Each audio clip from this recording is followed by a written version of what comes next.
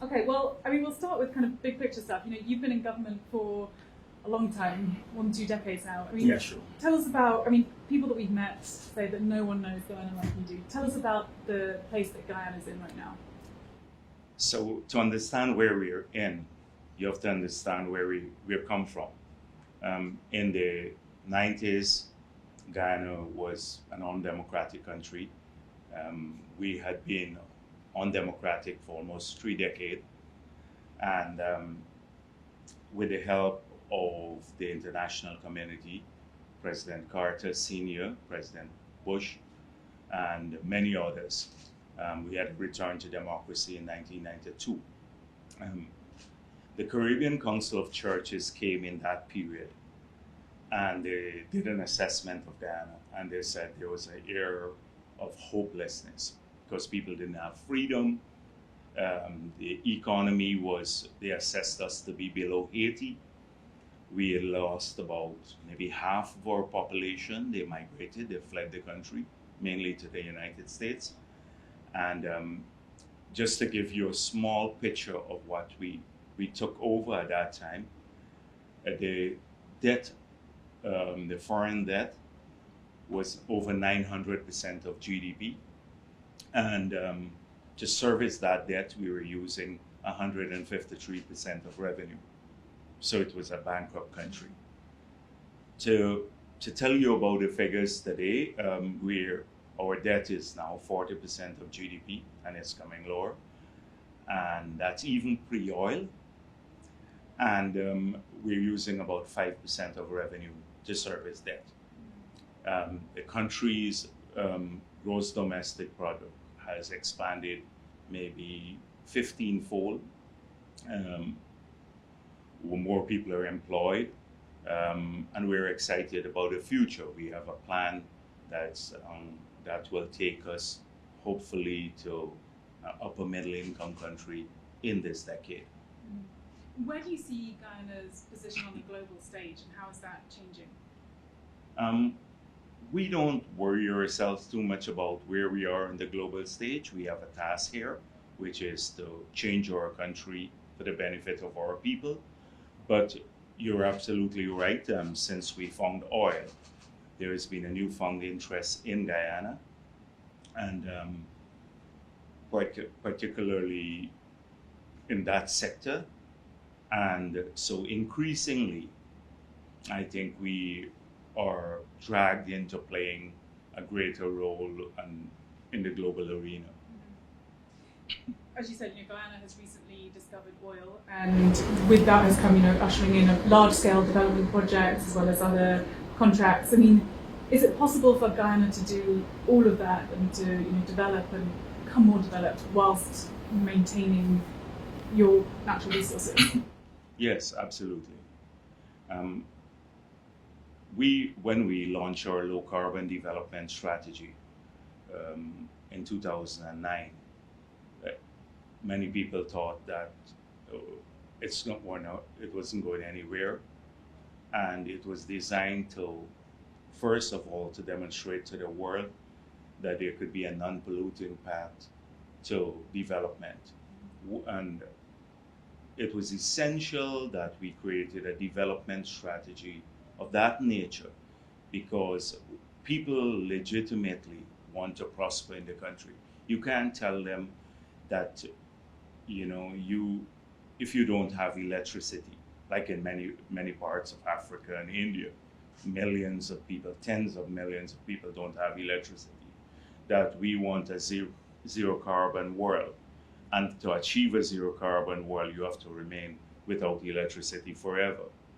So we had to say to Guyanese, we want to deploy our forests in service of the world, but we are not going to do so in a manner that will affect your legitimate right to prosper and to achieve, what you want to in this world. So launching that development strategy was crucial.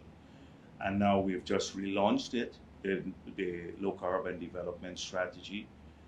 We believe that you can find a balance, and to do that, I have to probably go into a little explanation about why we believe that this is so. Now, the world will need in 2050, in a net zero carbon scenario, 24 million barrels of oil per day. So it's not that we are going to stop producing oil entirely in a net zero carbon world. This was based on the assessment recently done. We want to be, our oil is light sweet crude, and we're a low cost, relatively low cost producer. We want to be part of that energy mix. We've seen recently the move by the United States and Europe to block all fossil fuel related investments across the world. And we've been making this argument that if they were to do so now, what they're effectively doing, they're effectively creating a monopoly for the existing producers. The United States, Norway, Russia, Saudi Arabia, Venezuela. Because the world will still need fossil fuel. And if there can be no new exploration or development, then these are the countries that are producing now. They will supply the market. Countries like Guyana, Suriname, and countries in Africa that have recently discovered oil would be excluded from this. And so our argument is that we need this more than you do. Our per capita GDP now is $6,000. In the United States, it's $72,000. Why should we not produce oil here? Particularly when the developed world has used up almost all of its allowance, if there is any justice in this, its allowance in producing in emission because of historical emissions. I think the difference now in the future, the remaining balance should come to the developing world. So we believe we can produce fossil fuel. We support a carbon price, a strong carbon price. We support early decarbonization of the world. We support a net zero by 2050. In fact, we are already net zero in Guyana because our forest is a huge sink. So we're not withdrawing from our global commitments. We want to see the world produce less fossil fuel as quickly as possible. But once there is a market fit, we want to be part of that market. I mean, yeah, as you said, reaching net zero by 2050 doesn't necessarily mean, or it doesn't mean at all that there's not going to be fossil fuels produced. But I mean, when it comes to the position that Guyana's in right now, do you feel like there is a window of opportunity where you need to be taking advantage of that? Yes, and we say this openly. We say this openly that we should get as much of the resources out of the ground now, ensure that it's used properly for future growth and in terms of savings, because this window will not be there forever. And so yes, there is that urgency at this point in time. Is it difficult not to exploit Guyana's rainforests when there's a clear monetary value on things like timber, things like gold, and there's not necessarily on keeping a clean rainforest? We tried to demonstrate this point many years ago. The world believes that you can save tropical rainforests through acts of philanthropy. And they don't see that there's an economic value to these assets. So in 2007, we got McKinsey and Company to come to Guyana, and we looked at precisely the point you're making. What if we just keep 10% of the rainforest with the highest biodiversity value? And over a 25 years period, we were to deforest the rest and convert the forest into mining and large-scale agriculture, etc. How much value on an annual basis we could yield as a country? And And we came up with an annuity. We said if we will probably need about 600 million US dollars at that time to outcompete the alternate use of the forest. So we said if the world, the forest in Guyana, which is the size of England and stores about 19 gigatons of carbon in it, if the world believes that this asset must be preserved, there has to be some alternate economic value that comes to us to outcompete the other use, the alternate use for the forest. And that is why we started building the model around this.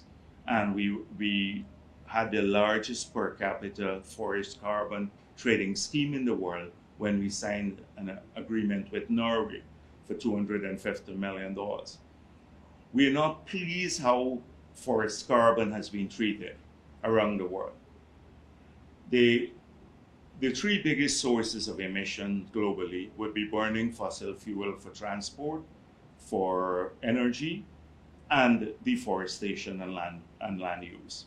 Those account for more than 90% of total emissions in the world.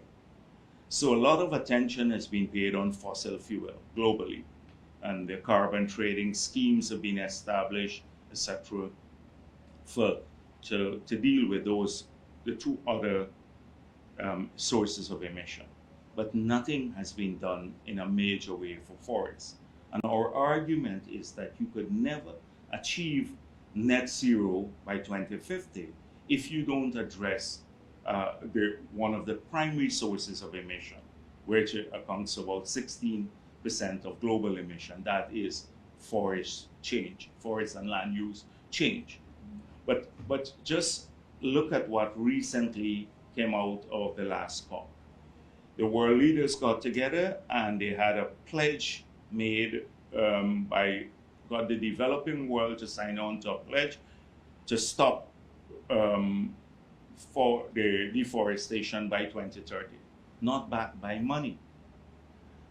And until now, forest carbon cannot be used in the offset market. So we have to go to voluntary markets.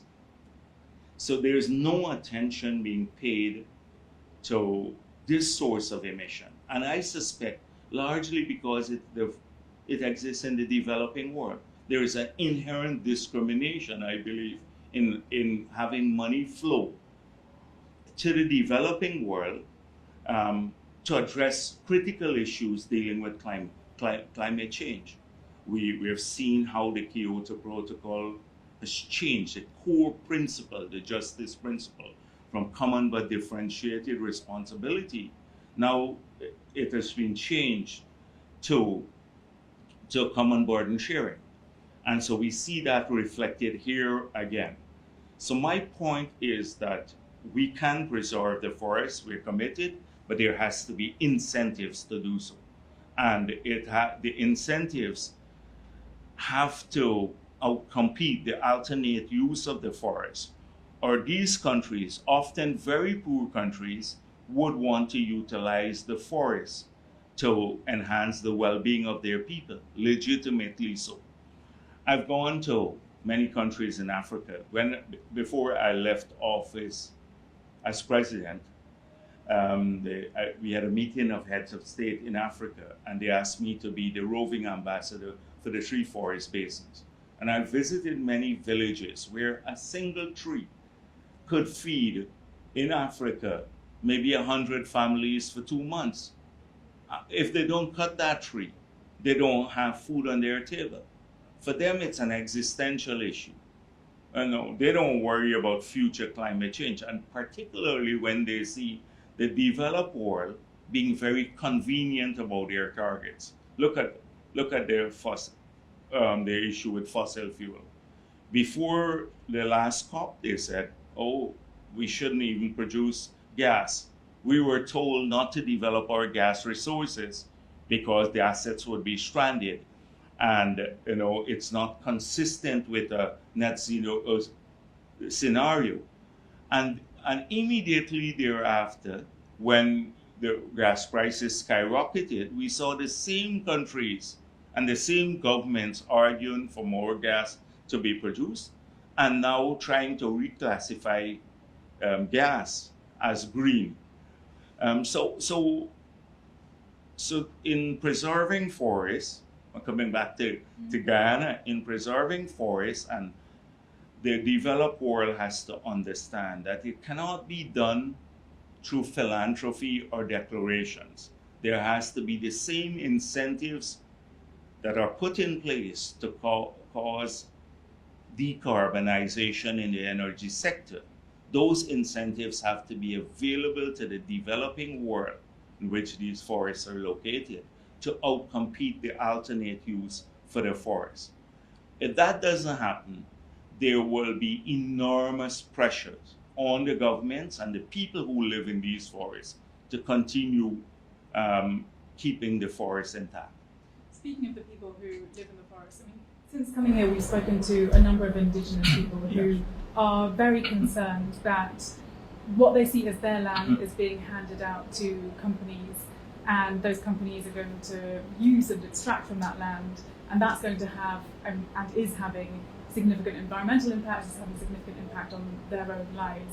Are you doing enough to protect indigenous people? Yeah, but I'm a bit surprised by this because if you look at the land policy of the government, when we assumed office in 1992, indigenous people had title lands, about 6% of Guyana. By the time we left office in 2015, and now we had titled indigenous communities with land that amounted to over 14% of Guyana, the whole of the country. So from 6% to 14%, that is our track record. We passed a law in Parliament, the Amerindian Act, that sets out specific conditions for processing new requests for land and obligated the government to respond within a time frame. We have restarted the land titling program.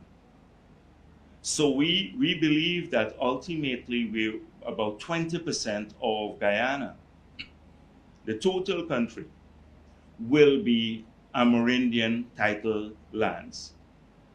And we're in the process of ensuring that happens. Considering our Amerindian population is probably about 10% of the country. So that's one. Two, we're one of the few countries in the world that gave the Amerindian communities on title lands subsurface rights. So they had rights over the forest, but never the mineral below ground. So now they have subsurface rights in as part of the legislation that we passed. We put in place in our Constitution an Indigenous Peoples Commission. We established a Ministry of Amerindian Affairs. We now have about 4,000 Indigenous people who are in government working, integrated in government as a policeman, etc. We have several members of parliament in the past that were Amerindians. In 2001, we had a single Amerindian doctor. Now we have probably close to 200. And that's medical doctors. We now have a health facility in every village, the 215 villages in the country. So our track record on indigenous people is a very strong one, and particularly our government, more than 75% of the Amerindian people voted for us, although they had an indigenous party that campaigned, more than 75%. So I've never heard about anyone specifically saying this is our land and we're giving it to a foreign company. In fact, we have moved forward on the land issue like no other country in this hemisphere or even globally in a short historical period of time. We compare our track records with the developed world and many countries, including say Australia or Canada. We have a more progressive policy than to indigenous people than any of these countries.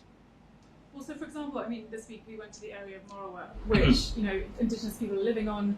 They are currently surrounded by, you know, concessions that have been handed out for logging and mining. You know, they're vulnerable to both the impacts that that's having on them currently, as well as the prospects for what might happen in the future. Yeah, I mean, sure. what would you say to them? Yes, but the thing is that a lot of these concessions are historically handed out. Indigenous people do mining too. Many of them individually have mining contracts, they have forestry contracts. You can, if you're analyzing a country and its treatment of indigenous people and the treatment of the core issues, you have to look at whether their rights have been enhanced fundamentally and their access to land. I just told you about titles now, which is land. 14% of Guyana, moving up from 6% of Guyana. We've always going to have issues with conflicts on the ground, that these have to be resolved periodically. But we deal with a system for moving like indigenous people's rights forward. So their involvement at every level. Once a year, the president meets with all of the indigenous leaders. They have direct access to the president. Very few countries have that in the world. So in my view, our treatment of indigenous people, if you assess it globally and in the big parameters, yes, it would rank in the top tier. Now, whether we'd have individual problems on the ground in many communities, the answer is yes. It happens in every country. But if you're going to characterize a country's treatment of indigenous people based on the occasional problems you have all the time, and I don't want to say that this happened, but this typically happens when people come in from abroad and they interview, they always try to make the country look like backwater. They don't look at the key policy achievements of the country. They go and find one person on the street who will say, oh no, I don't like this. And then that becomes the story. If people really want to understand developing world, they have to immerse themselves a bit more. Like the lectures we get now from spending our sovereign wealth fund from the globe. Oh, can you spend it? Will you be corrupt? And all of that sort of thing. This is a developed world perspective of small countries. It's very disparaging and condescending. I'm not saying it's with your interview. I'm not talking about one or two individuals. Yes, but then that's why you have to look at the policy. I'm trying to get you to look at policy making and how that has changed over a period, a very difficult period for a country, and how that has changed. And that is the key issue. In Parliament, we went and created an Amerindian Act when there was none. In that act, we gave the communities greater self-government, which they were asking for, subsurface rights, greater access to forested lands, and a pathway to getting title lands, which was a major advance from the rest of the world. If you show me countries, go through around the world, and can show me two countries that have a better act than the one we have, I'll concede the point to you.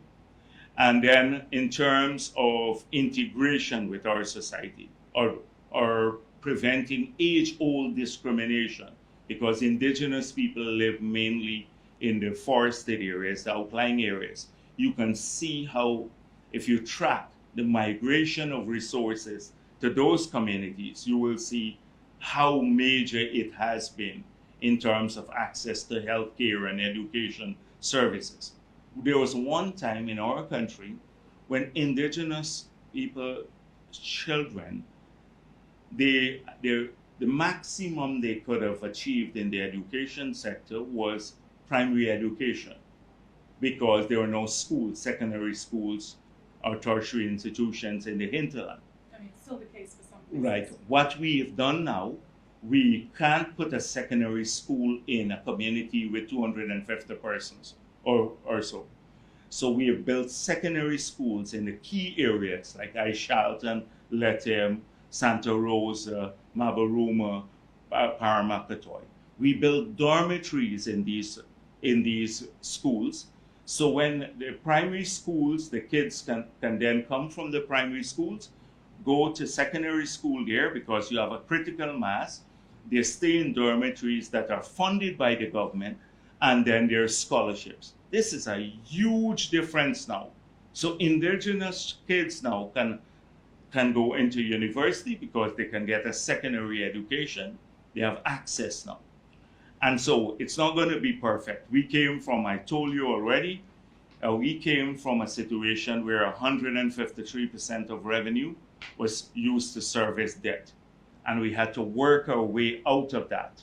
Secondly, we're still a country with a per capita GDP of 6,000 US dollars. So there are limitations to a lot of what we can do, but you see clear intent here. And that is why I'm so proud of our record of achievement in these areas. We can't even communicate much in an interview, but I can go through detailedly all of the steps that have been taken. I want to move on to the business side of things. Guyana has attracted a lot of foreign investment recently. Sure. What is it that Guyana has to offer? Well, the opportunity to make money. That is why people are coming here. And so that's what I'm going to say. Fair enough, simple. Yeah. I mean, what in terms of, what kind of opportunities are here for, why would nations come here? Why would companies come here? Why would individuals come here to invest rather than elsewhere? Well, first of all, you have a government that that will ensure that the environment is created for private sector development. There was a time, too, in the 30 years, when the state owned and controlled practically everything. 80% of the economy was owned and controlled by the state. So when we took office, it was not just the fact that all the macro and fundamentals were wrong.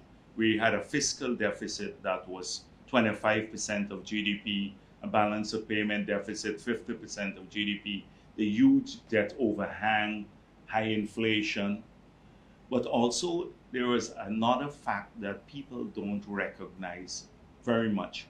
We didn't have a private sector because the state had been so dominant in the economy for 3 decades that we did not have a local private sector. And we struggled because we had a bad reputation as being an undemocratic country, anti-private sector, and insular. So we could not in the early days attract a lot of foreign capital into the country, and we didn't have a local private sector.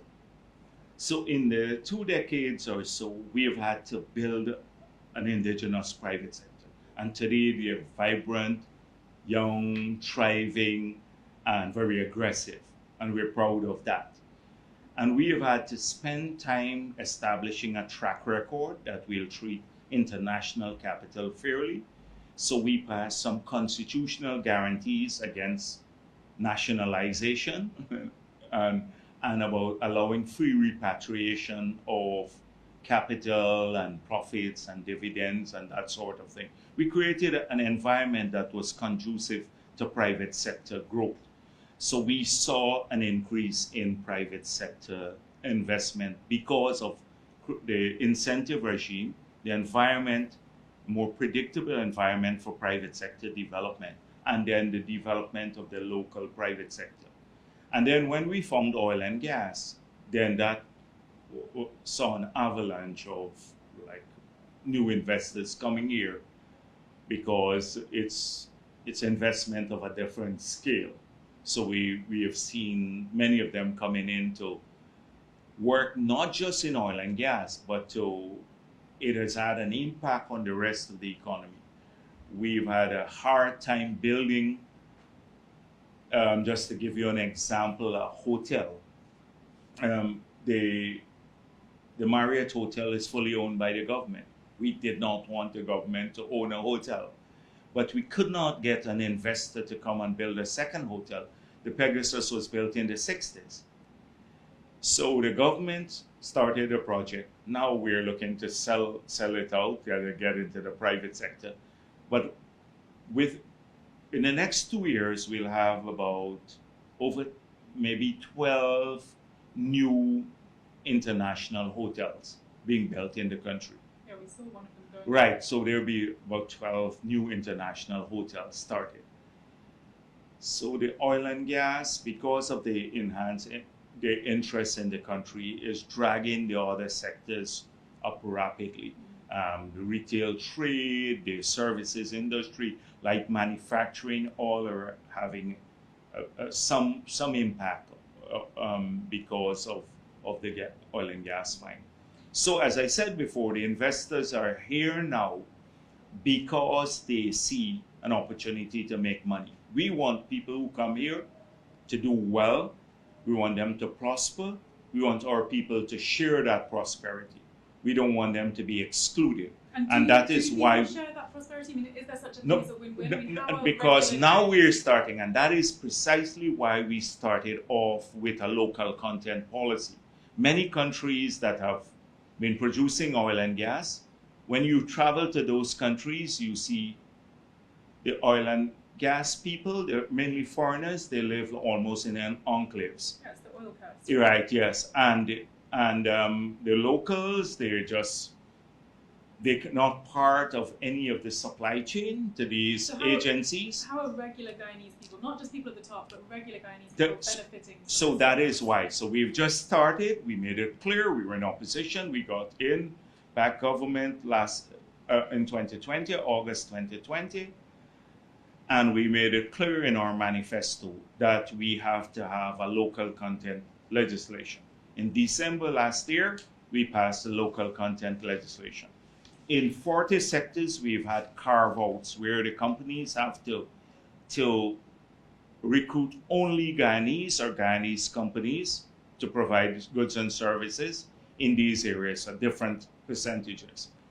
That will make a huge difference to the local companies and local people, because even we saw some of the companies, one company was bringing in water from the US. We have companies producing local water. Now they're obligated to buy their supplies from Guyanese companies, food, rental of buildings. Just to give you an idea, you probably need about 5,000 new dwellings, either apartments or homes for rent. That would almost go exclusively to Guyanese companies and Guyanese individuals. So they would feel the benefit at that level. You don't have another mechanism except through the employment and the ability to supply goods and services to the oil company, except government expenditure. And government expenditure now has to be carefully managed so that we don't have, the Dutch disease, we don't change relative prices. So although you see us, this is the first budget with oil revenue in it that we're now debating, you will see that the capital budget has grown by over 100% from last year, the last budget. But the recurrent expenditure only by 10%, less than 10%. Because we've seen the mistakes of many other countries where when they get resources, they splurge, and they splurge on the current account of the budget. And when the oil money goes, they're stuck with these expenditures because they come up every year. So the capital budget has grown significantly, and that's largely because we want to create the infrastructure of the future that will generate more jobs and help to diversify our economy. So the highways, the bridges, the roads, the incentives to business, and then the hospitals. This year we are starting 7 new major hospitals around the country. We're moving to free education at the university level.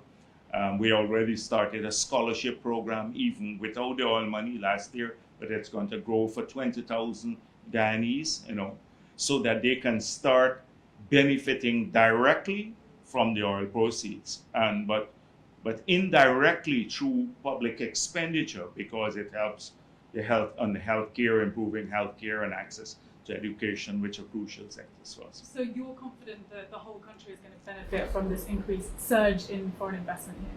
Yeah, it's not going to happen immediately, but yes, over time, and that is why the government has to ensure that the money is spent in a manner that helps people, not not direct cash, maybe because some people want cash immediately, and it's not a whole lot of money. They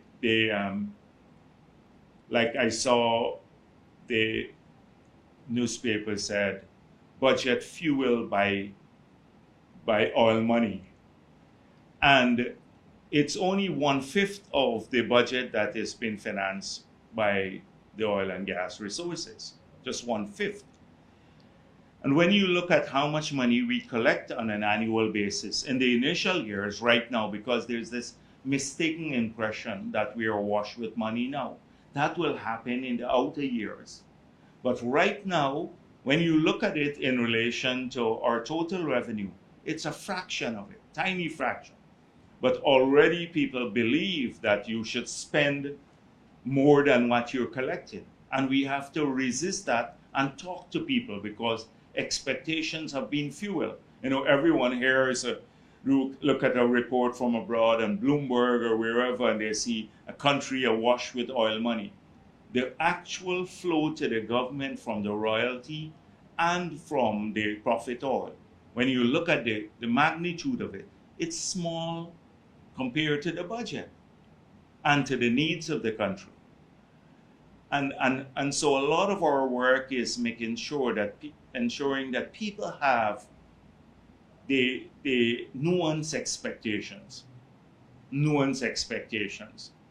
so that they don't expect tomorrow we're all going to get one television commentator every day say we're rich, we should stop working now, everybody should get a check from the government, you know, from the oil money, and we're far from that. We have to work even harder now. We have to work even harder if we want to achieve what we want for our country and our people. Now that the oil resources are in, it's even more work. So what are some of the big infrastructure projects that you have in the works or you have planned at the moment for Guyana? Well, definitely the gas project, bringing some of the gas to generate power. Because power is critical, electricity is critical. The cost per kilowatt hour is about 30 US cents. That's really, really high. And we cannot develop a manufacturing industry with those costs. Or it's a burden that our private sector faces. And then it's very burdensome on people too in their homes. So we made a commitment to cut the price of electricity by 50%. You can only do so with renewable energy and with the gas to power plant. So we've laid out our energy plan for the next 5 years, and we're going to triple our install capacity and still cut emissions by 70% through a mix of gas, hydropower, and solar. And so on the hydropower, on hydro, Blackstone was developing this project that the last government killed. It was a US company. They'd gone out to tender, selected a contractor, a Chinese contractor, and then the project died. So we have retendered the same contractor that Blackstone that they had hired. They now retender, but they have all of the material, etc. So now we're in negotiation. They came in on the bid, they had the lowest price. It was nearly 3 US cents lower than when we were going per kilowatt hour with Blackstone. We don't have to take equity in the project. We'll be buying power if the agreement, the negotiations go well there. So that will be about 7.7 cents per kilowatt hour. We can then sell it at double the price we're buying it for and still meet our commitment to cut electricity prices by half. So it's very exciting. And then on the solar side, we have $85 million sitting at the IDB to do between 30 to 50 megawatts.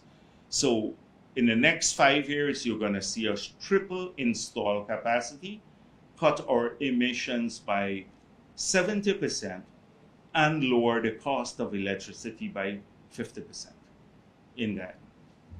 How do you decide which companies get granted these, some of these big infrastructure projects like hydropower, like the roads, like bridges? They tender. They go through a tendering process. We're not like a backwater country, We go through a tendering process. And how open is that process? The process is like open as any part of the world. You put out a tender, it's in the newspapers, it's in television, it's advertised everywhere, and people put in their tender. There's a public opening of the tender, and then it's adjudicated. When I was president, unlike many countries in the Caribbean and in the Commonwealth, I removed the cabinet from the award of contracts. So cabinet now only issues a no objection.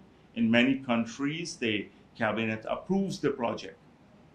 Cabinet in Guyana cannot approve a project. They have to give a no objection, only no objection to the technical document. And then if they withhold the no objection, they have to say why, which is a huge advance on many countries that surround us and in the Commonwealth. And also the contractor has the right of appeal. So if they're not pleased with the adjudication of the award, they can appeal. If they're not pleased with the appeal, then they can go to the courts in Guyana.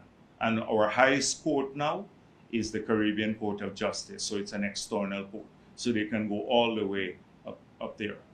Which countries are the biggest investors in Guyana at the moment? Well, the United States now, it's the oil and gas industry. But the Exxon, that project is really made up of Hess, Sinopec, a Chinese company, and ExxonMobil. So really, they're the biggest investors now. But in a single company in the oil and gas sector. The Canadians had historically been in the mining sector, gold mining. They had been the major investors in Guyana. We have some Chinese companies, but not as major investors at this point in time. Well, I mean, you do have, some of the biggest infrastructure projects you have are being built by Chinese state-run companies. I mean, you've got the Demerara Harbour Bridge, which is worth $256 million. You've got the hydroelectric project, which is worth a lot. You've got a long highway worth $200 million. You've got a road upgrade worth another $200 million. Which long highway?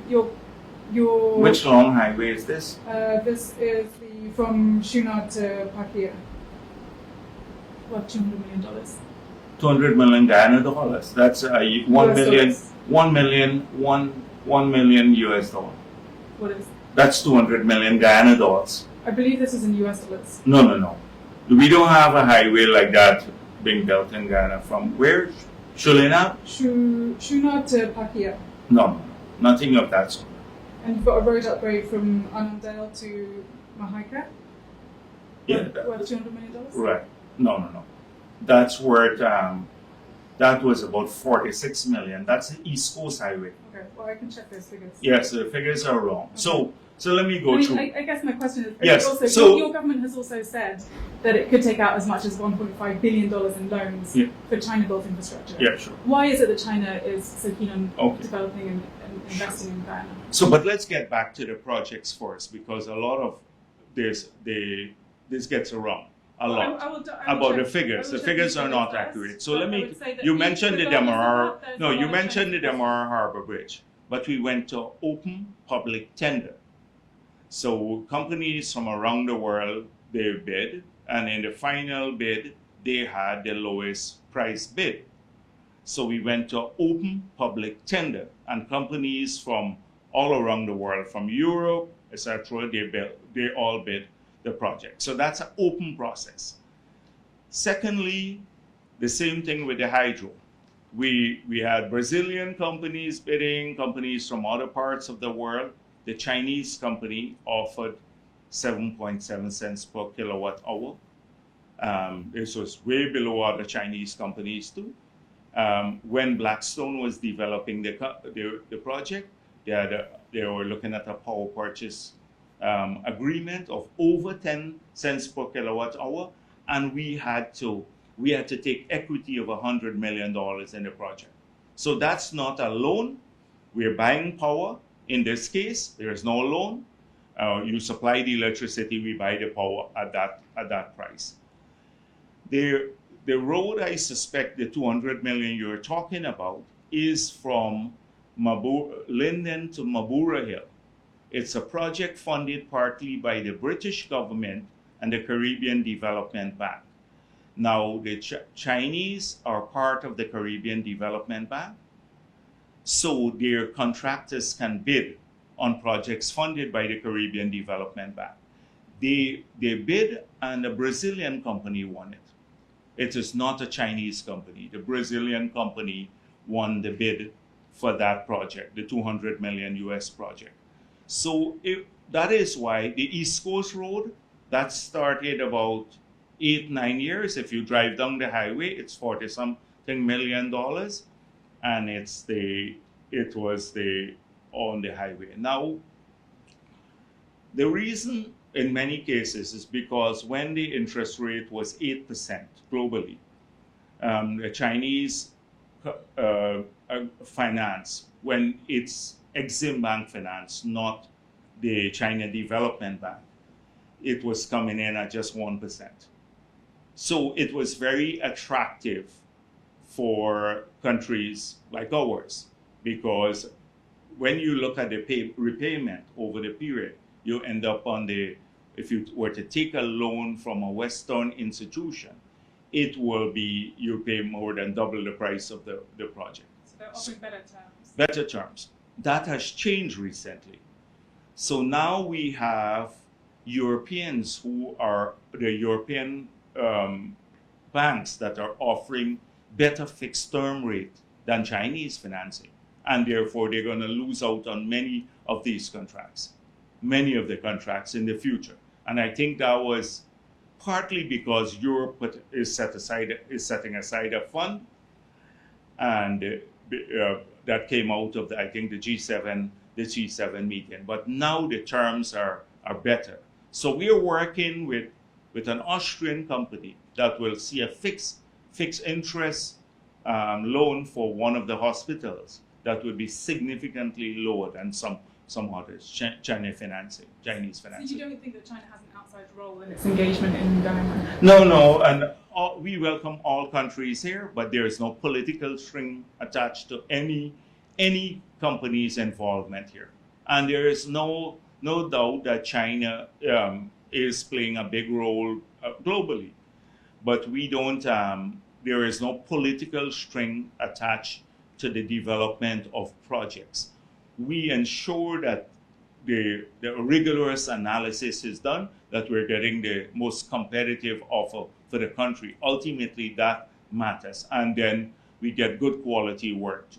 That is also very important for us. I mean, you say there's no political strings attached, but in February last year, the Taiwanese government announced that they'd be establishing a Taiwan office in Guyana. Within 24 hours, your government declared its continued support for the One China policy and terminated any agreement with Taiwan. Why is that? Because this originated from the ministry, it didn't go to the cabinet. But the entire world supports the One China policy. What is so different about Not Guyana? The entire world. Why did you pull out of the office? No, because imagine in the United States of America that at a junior level, the State Department, without clearing with the White House, decides to change the One China policy. Imagine if that were to happen, and then you find out about that from the newspapers. What will happen? And that is what happened in Guyana. I don't understand what you're saying. What happened? That at the level of the foreign ministry, this was decided, and not at the level of the cabinet of the country. There's a president, an executive president, and he has a cabinet. And the cabinet is responsible for policy. And so we subscribe to the One China policy. You tell me how many countries in the world do not subscribe to that. Why is it any different in Guyana? Well, I guess And why it does seems that? like Yeah. it seems like a very abrupt turnaround, or at least a very abrupt. And I just announcement explained to you why. It seems like a very abrupt Yeah. announcement of your support for the One China policy and suddenly terminating. Yes, but that I office just of explained to that you power. why, that it was done at a tier in government where they're not authorized to change a policy at the national level. The president and the cabinet, they're responsible for policy making in Guyana. So you're saying that you weren't aware of the Taiwan Right. office? No, that the approval to grant a Taiwan office we made it clear, Taiwan can come and do business here. But to give a diplomatic sort of recognition to Taiwan, we are unprepared to do that, like Why is that? many countries have done. Why You is that? ask me why, you ask 190 countries in the world why. Because Well, I'm asking you why. historically, that is our position. We believe with the United Nations, we believe in the One China policy. And when we change that at the UN, we are believers. We're believers in multilateralism. So when the United States or the United Nations changes our view, we probably would evolve our views too. But we like to be part of the global community. That is good enough reason for us being part of the global community. I think we're in good company. I mean, obviously, Taiwan's independence is a very contentious issue for China as well Yeah. as the US. I mean, China's been known to pressure brands, countries, people, individuals to support the One China policy, to denounce Taiwan. Is that what happened? No, but it's not like they had to pressure us to do that. We've supported the One China policy from time immemorial, from the time we established diplomatic relations. And so too has the world. In this case, you had a change that was authorized at a level that was not approved by the president and the cabinet. And that is the only policy making level in the country. And therefore, that was reversed. That is all that happened. I mean, the US State Department issued a statement applauding the Taiwan office in Guyana, and obviously, you know, given the contentious issues between the US and China, does it ever feel like Guyana's being used as a pawn within these two global superpowers? I don't think we're such a big player to have the arrogance to think that we're so important to the two parties to be used as a pawn. I think we're just a small country trying to do the best for our people. And these countries will have their geopolitical interests. We have shared values with many parts of the world. We want to remain friendly with all the countries of the world. We don't want to sell ourselves to anyone. We just want to make sure that we do what's right for our country and our people. So we suffered a lot from the geopolitical games that led a lot to the division of our people along ethnic lines in the 60s. You know, when the world was worried that Guyana could become a second Cuba, there was a direct intervention in Guyanese politics by the CIA and others and the British Secret Service. And we had a lot of problems in that period in the 60s. The ethnic problems started there because they divided our people, and then we were stuck with a dictatorship for almost 3 decades because of that. So we've suffered enough from geopolitics to not to want to be part of all of the shenanigans behind it. We're very conscious that people are globally trying to retain spheres of influence or carve out new spheres of influence. But we want to do what is best for our country, and we want to remain friendly with everyone. I mean, not long after you terminated the Taiwan office, let's say, I mean, China made a $1.5 billion US dollar loan available to Guyana. We spoke to several influential people who are very connected to the Chinese embassy who said that loan was as a reward for breaking diplomacy with No, but Taiwan. that's totally false, because we had started a programming exercise. When we go through the entire country, we look at their public sector investment program. We then say, which are the agencies we're going to approach to finance the projects? So some will be financed from revenue, government revenue, and then some will be financed from the multilateral agencies. So we then go to the Caribbean Development Bank, the Islamic Development Bank, the Inter-American Development Bank, the World Bank, and then we have gaps. And then at the bilateral level, we try to fill those gaps by approaching various agencies, loan agencies. So it could be maybe from the European Fund or the Chinese. So long before that incident took place, we had said that we want to look at several projects that could amount to this sum of money. The Amila Fall was part of it. So let me make it clear. There is no loan offer from China for $1.5 billion, and we never requested a $1.5 billion in loan. So what happened is we were looking at access from their banks. So take, for example, if the hydro is $700 million, the Chinese company will get the money. The only interaction we're having with them is buying power. We're not taking a loan from China for $700 million. They are going to supply the electricity to us, and if they supply, we pay. If they don't supply, we don't pay. We don't have a loan on our books for that. So this is the falsehood that's going on. I don't know where you got that they offered us 1.5 billion. In fact, we're pressing them to get some more money, and they don't want to give us, because we want to get more money from the Exim Bank, which is a lower cost financing than the China Development Bank.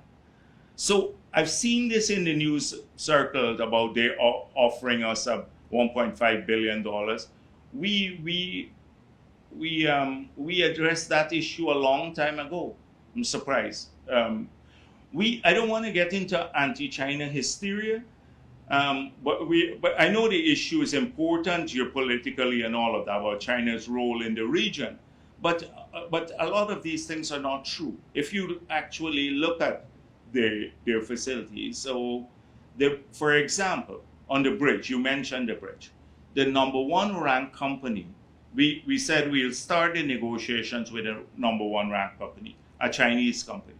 We've just terminated the negotiations with them because the cost of financing is too high. And that has just happened, and we've moved to now the second ranked company.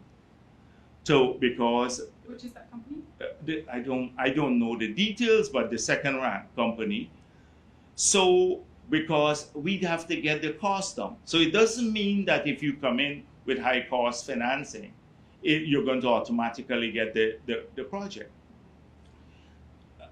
So let me just make it clear again. There is no $1.5 billion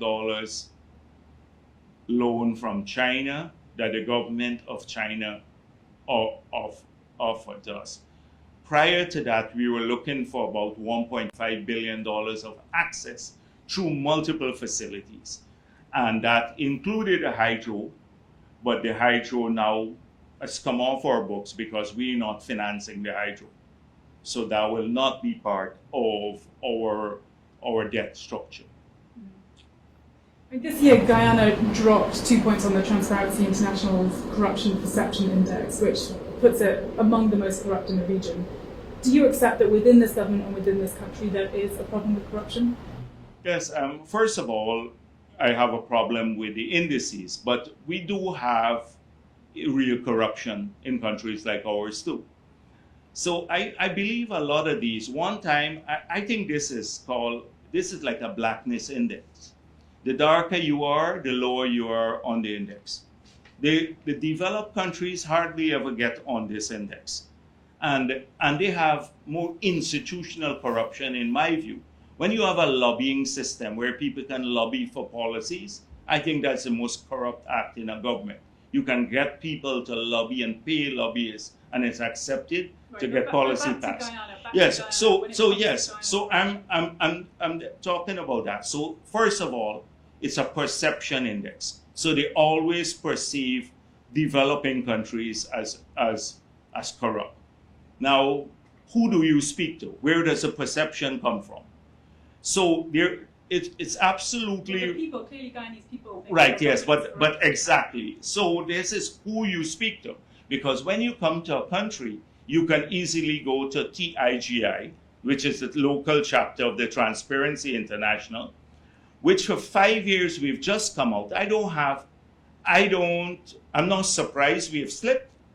And I think we would even go further once we start exposing more corruption. So, but the same TIGI in Guyana for 5 years remains silent. The index is determined based on openness in society, also on acts of corruption. So let me tell you, we just came out of an election. In the last 5 years, from 2016 to 2018, 3 years in the last government, no one had to submit their statements to the Integrity Commission. Now, in Guyana, in 2000, when I was president, we passed a law which says that every elected official and other senior officials every year have to submit your statements of income and asset to the Integrity Commission. And you have to, the law, if you don't, you make a false declaration, you can go to jail for over a year. It has a jail term there. We have faithfully done that from 2000 to 2015. The last government came in. 3 years, no one submitted anything. No one submitted. The TIGI local chapter never ever mentioned that because many of them are aligned to the opposition. They never mentioned the 3 years. We've been exposing it. So I can imagine people globally when they're preparing the index going through our newspapers and seeing that we're saying now that the last government for 3 years did not submit any statements to the Integrity Commission, financial statements. Secondly, we've just charged one of the ministers from the last government for a corrupt act. He transferred, although the lawyers advised him not to do so, he transferred a property that is worth about 30 million US dollars for 20 million. That would be about 100,000 US dollars. Transfer title. We've charged him. We have exposed a ton of we spent, after the no confidence motion, without parliamentary oversight in this country, when the last government refused to hold elections, first of all, and we had to go all the way to the Caribbean Court of Justice to force them to hold elections. They had failed the Constitution says 3 months after the passage of a no confidence motion. They spent $2 billion US dollars without parliamentary oversight. We had no parliament functioning in Guyana for 18 months. Why wouldn't you think that we wouldn't drop on a global perception index measurement? There are real reasons. But So we were essentially fighting. We were fighting 5 months after the elections. They refused to leave office. This has to be considered perceived. So there are real issues. That's why I started off by saying there are real issues. We have sought to strengthen the systems. So a proper procurement law, a integrity commission law, all of our financial laws updated, strong penalties for public expenditure and not utilizing public expenditures for their dedicated purposes, etc. We try to fix the system. Whether individuals would continue to be corrupt, I can't put my head on the block. You would have that. But the system has moved forward.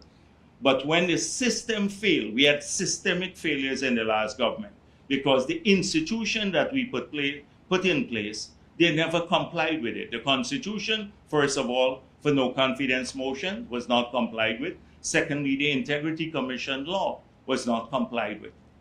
And I'm surprised only in 2021 that's going to be mentioned, when it happened in 2016 to 2018, when we were in opposition every year shouting about this at the top of our voices. What about within your government? Yes. Do you accept bribes? No, I don't. We've spoken to a number of Chinese business people in Guyana who said that you do accept bribes, and they have said that in fact it's the only way to get business done is to bribe you. One Chinese businessman we spoke to involving timber logging told us that basically as long as the vice president is okay with it, it's fine. He just needs to give one phone call to whoever is in charge, they'll get it done right away. The real big boss is the vice president, everything is under the table, the whole country is like this.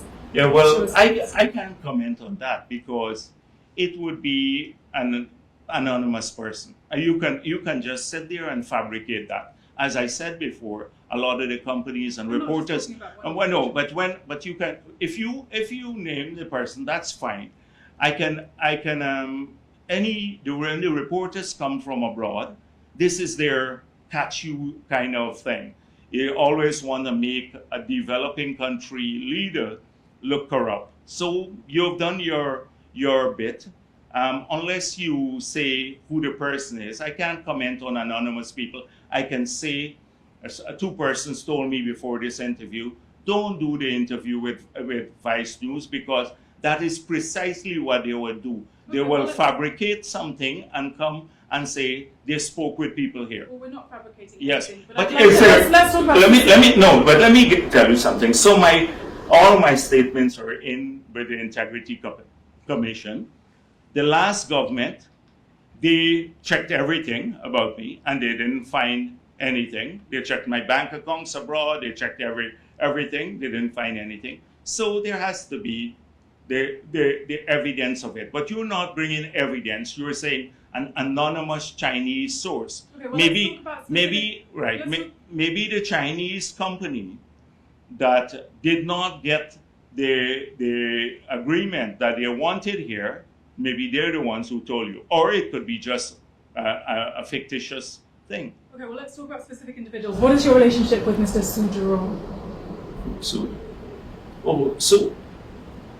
my relationship? Nothing. He's a tenant in my place, yeah.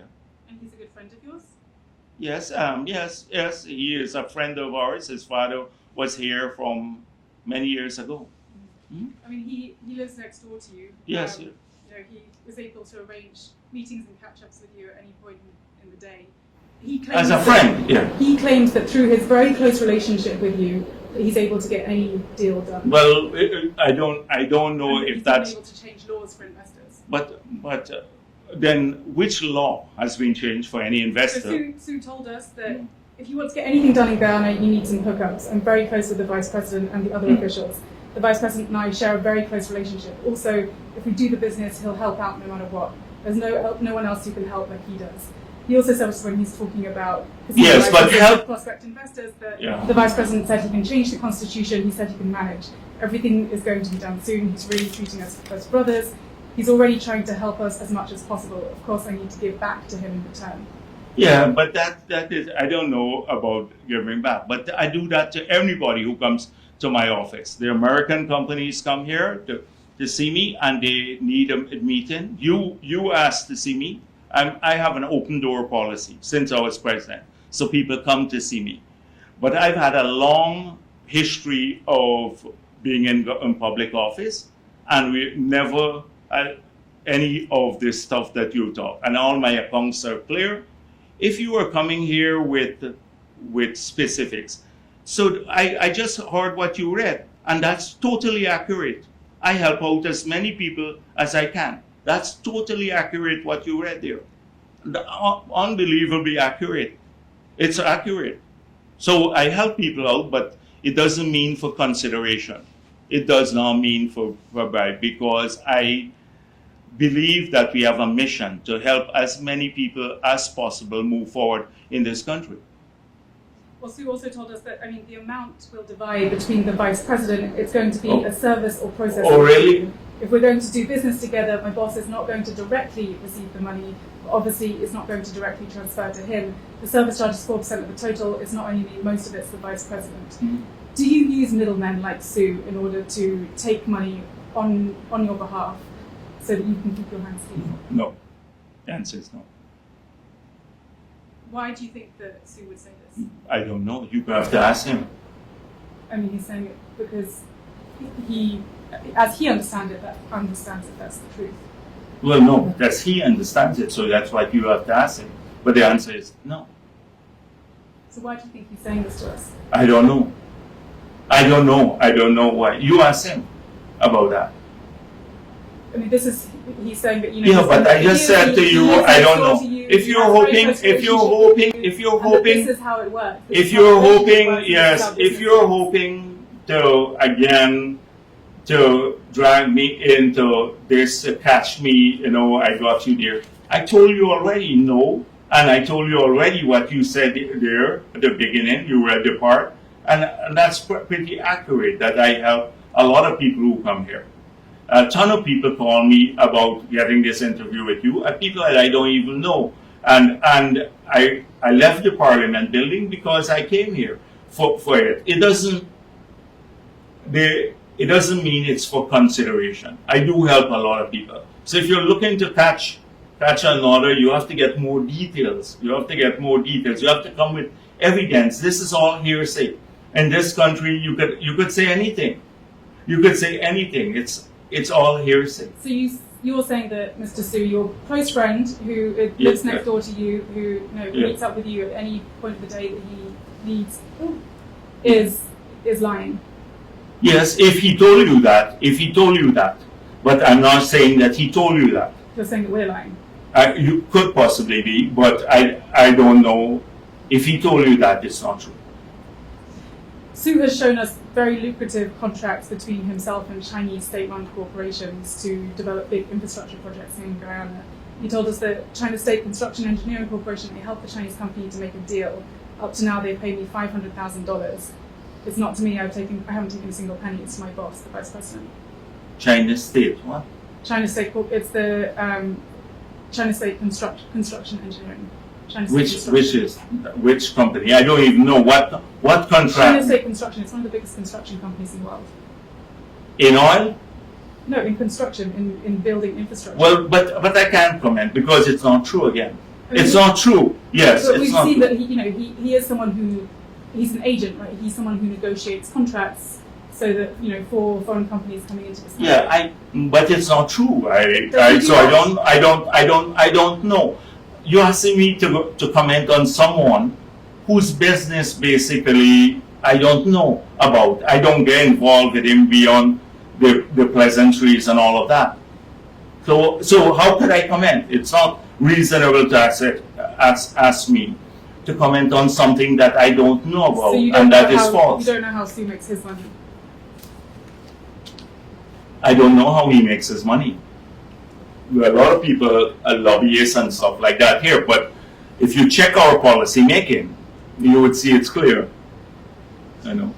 We met with a manager from a Chinese state-run corporation who confirmed that they use individuals like Sue in order to get these deals done, and that they pay them a consulting fee, which essentially serves as a bribe to individuals like you. Well, I don't know, because again, that's all. You're building everything on what you met and what people told you. I don't know. I can't comment on some anonymous manager now telling you something. I mean, these are but why do you want me? Why do you think? Yes, but why do you think? People are telling us one thing about the way that deals get done. But it is. But don't you know? It's a typical thing that every report that comes from abroad, you have to come here to try to prove somebody corrupt, right? You're gonna do well. You're gonna do well if you go back and broadcast this. But I'm not gonna fall into this by getting worked up or anything like that. I know it's fabrication, and either from the persons or induced by you. So fulfill your mandate when you come here. You have to ensure that somebody looks corrupt. I'm not trying to make anyone look corrupt. I'm Yes. just trying to report on the facts. But exactly, Saying but that anybody could very anonymously individuals tell who you. have significant Yes, but issues. any person can anonymously tell you anything. Anonymously. You expect me to comment on a manager, I'm not what asking- he does with Sue. How can I comment on a manager who does business with Sue when I don't know what is the nature of Sue's business? So why would I want to even comment on this? You keep trying to get me to do something that I can't simply do. Well, will you investigate at least? No, definitely. I'm going to ask about all of this, but I can't comment reasonably. How can I comment on these issues? So what will you investigate? I mean, when we send you these details of, Yeah, but conversations that you've had, the best way to do this is not to have me investigate, but let's write the Integrity Commission. The Integrity Commission should get all of this. They should be able to access what my assets are, and then see if I can't account for any of the assets. And it's easy in today's world to find the assets. Well, I mean, not necessarily, because what Sue is saying is essentially that he's acting as kind of a middleman and as a white glove. Yeah, but ultimately, he's keeping your hands clean. No, but yes, but ultimately, the assets, if you were saying that, has to come to the so-called corrupt individual. So they have to have a manifestation of the asset somewhere. It has to be kept in a bank account or in stocks or shares or something. So it's easy to check that. It's easy to check that. That is where, if you were serious, you would start there. But I can go to any place there and talk to people. And there are lots of people who don't like me too, because I'm blunt. If I come and I say to you, I can help or I can't help, because many of them come and ask for things that are not, we never do, like in the forestry sector or in mining or anything like that. I'll never help. If I feel there is discrimination or there's corruption at the agency, then I will try to get them through the process in a clean manner. And let me tell you, all the companies come here, not just Sue. When Bechtel comes here, a big US company, they're asked to see us too. Not because they're paying a bribe. Exxon will come, they're asked to meet me. Not because they're paying a bribe, and they can get prosecuted globally. So don't make it look like only the Chinese companies. And in fact, I'm not suggesting that. No, but in fact, individuals I have probably met less Chinese companies than American companies coming here on a whole range of issues. Right. Well, I mean, I'm not just saying that. Yes, but you realize how unreasonable it is to ask me to comment. Somebody makes an allegation.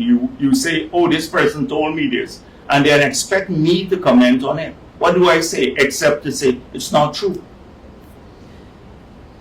Given that there's so much money coming into Guyana at the moment, I mean, how do you make sure that things like money laundering and corruption don't become big issues as they often do in developing countries?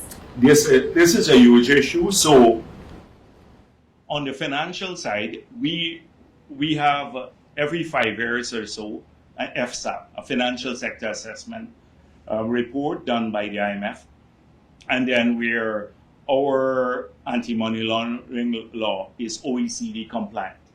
So we are very, very cautious. The last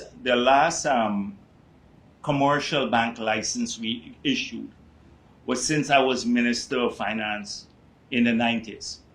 We've been very, very careful about how the financial sector grows. In our total banking system today, although people talk a lot, we only have about 2.5 billion in total deposits. 2.5 billion in total deposits. And I was explaining someone the scale of investments, say from ExxonMobil and the others. They're going to invest $30 billion in the next 5 years. In our total banking system, aggregate deposit is just 2.5 billion. So our banking system is quite shallow. And it is now we comply with all the standards. But as we grow as a country, we have to ensure that we remain compliant, that our financial sector remains compliant. Secondly, there is the law provides for the agencies. Now, the last government we had we had established SOCU as the prosecuting arm for the anti-money laundering unit. They converted SOCU into going after politicians. So almost every member of the cabinet had to go into SOCU, but they didn't do a single investigation on money laundering. So now we are trying to repurpose SOCU to go to fulfill the mandate of the unit. Then we have a financial intelligence unit that does the investigation, and the enforcement arm or the prosecuting arm will be SOCU. So we're building our systems in place. As I said before, on the budgetary side, there are some strong measures, really strong measures that would allow us to prosecute people should there be no accountability in public expenditure. Do you think, are you concerned that money laundering is an issue in this country? Based on what I see, that it's flowing into our financial sector, no, because I just pointed out the scale of what we see. And you can match the growth in our banking system to the growth in the economy. I told you earlier at the beginning that our economy grew from about $300 million now to about $6 billion. So when we look at the growth in the banking system, it kind of mirrors what is happening. I mean, a 2015 study found that the amount of money Guyana lost to money laundering each year was over 500% greater than the amount of money spent on education in the country. And doesn't that reflect, that there is potentially a larger issue? But again, those percentages there and the studies. So it depends on how they classify, because how do they quantify money laundering in this case? What happens is that they have this global definition. So if you have somebody who doesn't pay their taxes, full taxes, then that is considered, maybe in this study too, part of the proceeds that are laundered. So we do have tax evasion, like many other countries. Our taxes have grown. We're strengthening we put a revenue authority, strengthen our tax network, etc. But whether we have tax evasion, that's a different matter. On money laundering, it's difficult even for us when we work with even the US as a partner, for them to estimate, and they're really more into it. They can track this, they have specialists. To put a figure to that, to put a figure and say it's X percentage. So I don't know, I can't comment on the specific issue, but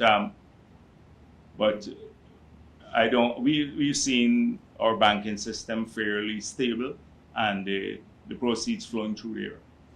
Given that Guyana is kind of at this turning point right now, with the recent discovery of oil and the surge in foreign investment, where do you think Guyana stands in the next 5 years, realistically speaking? In the next 5 years, we're hoping probably to get our gross domestic product up to maybe per capita, maybe to more than double it, triple it. That's on, and that's crucial for us. But more importantly, it is the things that we promise to people when we campaign. We have to ensure that we keep those promises. That is creating the infrastructure for the future. That is, secondly, ensuring that we don't become totally reliant on oil and gas revenue. So a diversified economy. Agriculture, food security would be important. 3, the ensuring that we retain our green credentials as we produce fossil fuel. 4, ensuring a top quality education and healthcare for our people. More jobs, greater security in their homes. These are the key issues for us as we move forward. And how realistic is it to reach those goals, do you think, within the next 5 to 10 years? I think we have to, and that's where, if you look at the budget now presented, you will see they're all geared towards achieving those. I think we can achieve those goals, and so those are very important areas for us. It's a very positive outlook. Some would say optimistic, but a positive outlook. I don't believe it's optimistic. I've been around here long enough to know this, to know that we now, all of our plans that we had in place, now we have a possibility of getting those financed. Is the Integrity Commission, is that something that exists already, or is that something? No, the Integrity Commission has always existed. The law, whether the commission exists or not, doesn't absolve you from submitting your reports. There's a secretariat. So every year you have to file. The commission is about, people confuse the secretariat with the commission. So the law is in operation. You have to file. So we've all filed. We have all filed from the cabinet. We've all filed our statements. So now they're in the process of appointing the chairman. I think the president has to consult with the leader of the opposition. Right now, we don't have a leader of the opposition. Right. So he has to consult before that is set up. So no. No, but that does not absolve you from filing. The law is operational, and there is a secretariat that receives your submission and acknowledges the receipt of the submission. You have to file. And that secretariat was practically disbanded in the last government. The Amila Falls project is the very large hydroelectric project that's going ahead. This was the deal that we were hearing was a rigged deal between the China Rail, and a deal that was made with you personally. But so that's why. Let's go through. So you're saying that's a deal that I'm ostensibly influenced. It's a deal that we heard from a number of very influential individuals who were involved in that deal, but it was a rigged deal. Well, influential individuals. So let us go back through the Amila. So the Amila was developed by a subsidiary of Blackstone. They went out to public tender. This was when I was president. They selected a number of people. The Chinese company to build the hydro. Then I left office. It continued. The last government stopped the project. When they came into office, Norway was putting in $100 million into the project. Project had been approved by the IDB board, the Inter-American Development Bank board. Then we asked Norway, we urged, because the other government was saying there was corruption. So we asked them to get Norway to do an assessment. You can check the assessment done by Norway. Norway said this is the best project to decarbonize the energy sector, the hydro project. So we made it clear in opposition, we're returning. There's no way we can achieve our emission targets globally if we don't go with hydro as part of the base load. So when we got back in office, we retendered the project. Now by that time, this company that won the bid, on an open process, they won the bid and the lowest price financing. They had acquired from Blackstone historically the material, all the drawings and etc. So I suspect that allowed them to put in a better bid. But this was the lowest of the evaluated bids. So there was no rigged deal, there was no closed process when it came to... No closed process. Check the newspapers. You can check the newspapers and you will see that it was advertised. It was advertised. And this was the same contracting firm that won the bid when Blackstone selected them. And you can check that historically. And they had all the proprietary stuff, all the drawings, etc. That was why I thought that their bid was so low compared to the others. And interestingly, that's why I mentioned to you that they came in at 3 US cents per kilowatt hour, lower than if we had gone with Blackstone. So it's just a case of pricing and what makes sense. Pricing, and secondly, we were with us taking no equity in the project, we're just buying power.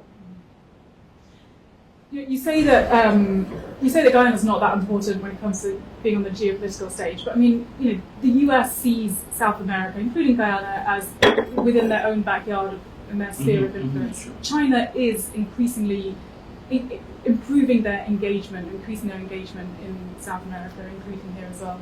I mean, how does Guyana not get caught up in that when tensions between the US and China are so high at the moment? Because we focus on what we have to do. We remain friendly with everyone. We ensure that our bidding processes are It's open. hard to maintain friendships with everyone when so often the US and China are making people pick sides.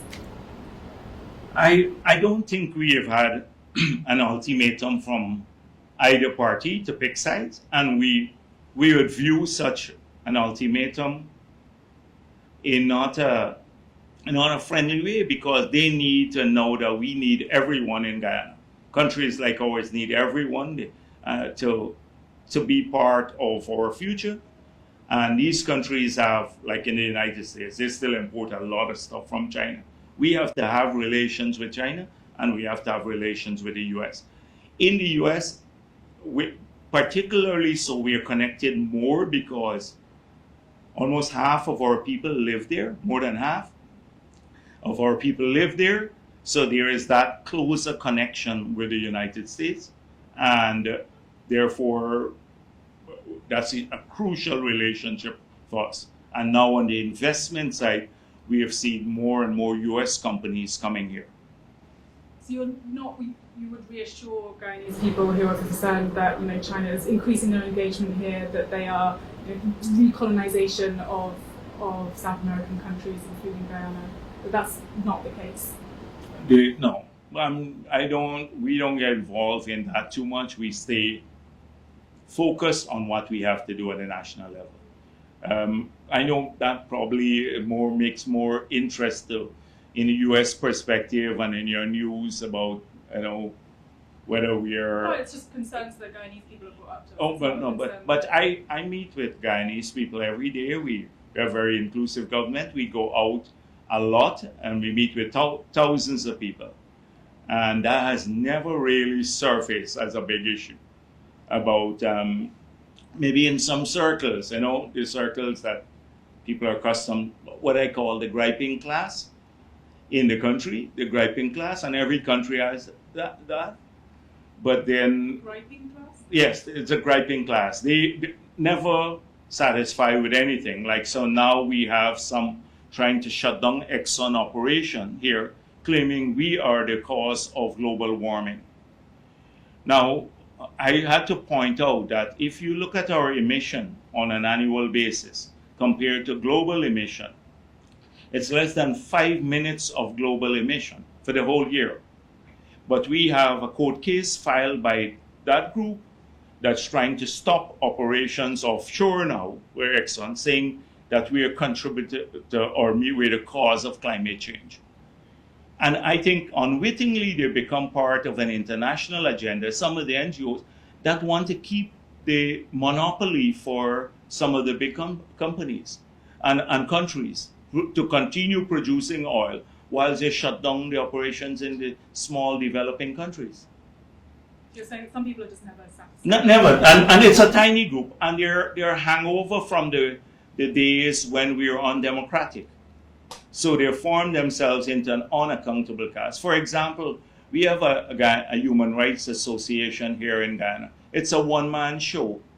And no membership meeting, no accountability, nothing. But every week you see a statement being issued from the GHRA. That's the sort of organizations, when you come out of a dictatorship and you're trying to open up society, you have this to contend with. But we're a free country, so they're free to say what they want, but they in no way reflect what the public opinion in this country is. If you want to know the public opinion, you have to go into the rural areas. You have to go to talk to people who still don't have good quality water, and they need that, or where their kids can't get Wi-Fi as yet, so that they can get an online education.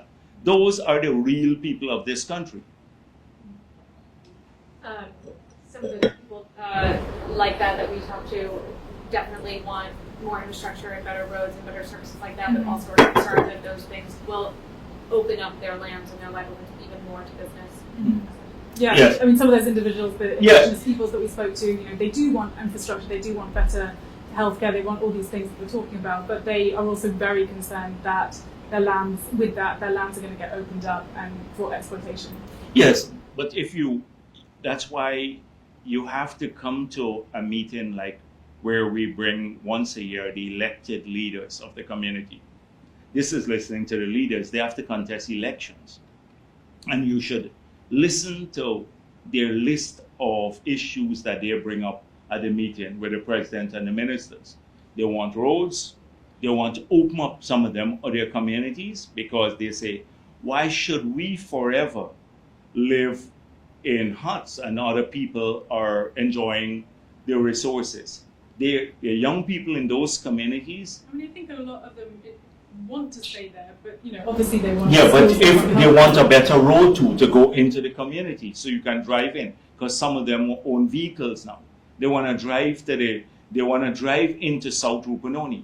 They don't want to walk in or go on a bicycle like in the past.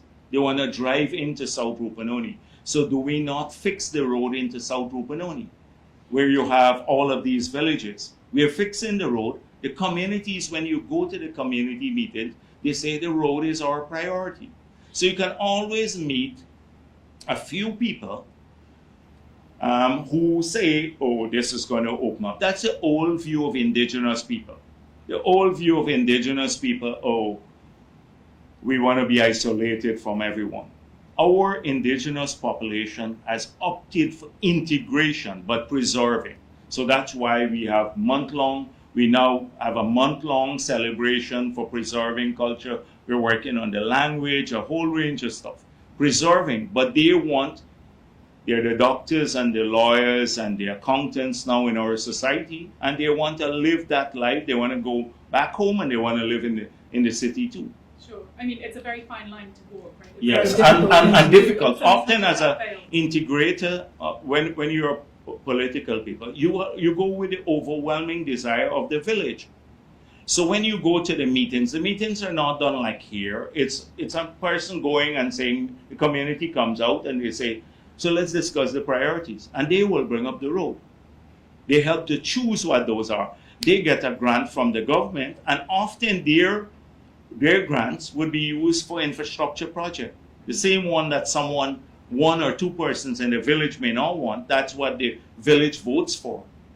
So do you think it's inevitable that in the future that way of life, that indigenous way of life that you can see right now in Guyana in the rainforests won't be there But anymore? what indigenous way of life? That's what I'm talking about. Because every one of our kids there, they can speak English, they're going to school, we're paying them online access. I believe but they can do that, but they can also live off the land if they want. Yes, if they want. If they want. This is not a dictatorship. So people can, that's why they're getting the land titled now to the communities. So that's why I'm saying they have, once you get a title land, it's absolute forever. The community controls it. So if we're going to move from 6% of Guyana to 20% of Guyana, and that will be owned by them, then they have that opportunity to live off the land and utilize the resources if they wish. But if they wish, not because we want to put them as museum pieces, to satisfy some global perception that they're preserving way of life. These are the people must make their own decisions. That's what we believe. The government has to give choices. Here you are. If you want to go that route, you will get our full support. But if you want to integrate, you get the full support too. Yeah.